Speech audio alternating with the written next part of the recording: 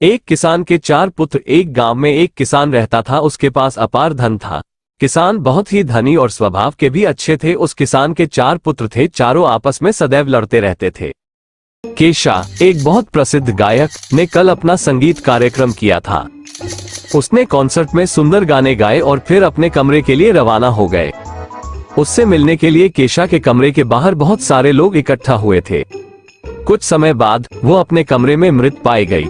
ऐसा लग रहा था कि केशा ने अपने हत्यारे के साथ लड़ाई लड़ी। डिटेक्टिव मेहुल को उसकी हत्या की जांच करने के लिए बुलाया गया था। मेहुल ने पाया कि केशा ने कॉन्सर्ट के बाद अपने कुछ प्रशंसकों से मुलाकात की थी। मेहुल ने उनसे पूछताछ की। फैन 1, मैं केशा की बहुत बड़ी प्रशंसक थी। हमने कुछ देर बात की, एक सेल्फी ली और फिर मैं चली गई। फैन 2, मैं उसका ऑटोग्राफ लेने आई थी। मेरी बेटी उससे प्यार करती है। मैंने अपनी बेटी के लिए उसके साथ एक तस्वीर भी ली। फैन 3, मैंने बस केशा का ऑटोग्राफ लिया, एक सेल्फी ली और फिर चला गया। इन तीनों में से किसने केशा की हत्या की? Fan 1, fan 2, fan 3। मेहुल को एक किराने की दुकान से एक फोन आया कि उनके स्टोर में नियमित रूप से चोरी हुई है। आज भी चोरी हुई। वे चोर को पकड़ने में सफल नहीं हो सके। मेहुल तुरंत स्टोर पर पहुंचे। उन्होंने डकैती से पहले और बाद में सीसीटीवी फुटेज की जांच की। क्या आप अनुमान लगा सकते हैं कि कितनी चीजें चोरी हुई थी? 6, 5, 7, 2। साइमन के बेटे को एक सप्ताह से अस्पताल में भर्ती कराया गया था। एक दिन साइमन अस्पताल में नहीं था और उसके बेटे को तत्काल खून की जरूरत थी। बेटे का ब्लड ग्रुप था और डॉक्टर इसे नहीं खरीद पाए। इसलिए उन्होंने साइमन को बुलाया, लेकिन साइमन ने कॉल नहीं उठाया, किसी और ने किया। डॉक्टरों ने उसे स्थिति के बारे में सूचित किया। जब साइमन को पता चला तो वो बहुत खुश था।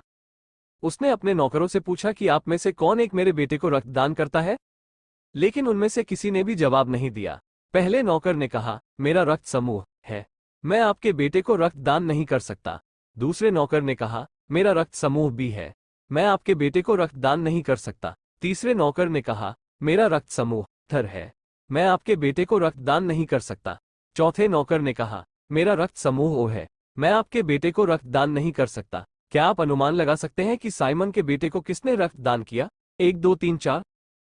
केविन स्कूल लाइब्रेरी में पढ़ रहे थे। देर हो रही थी, इसलिए उसने घर जाने का फैसला किया।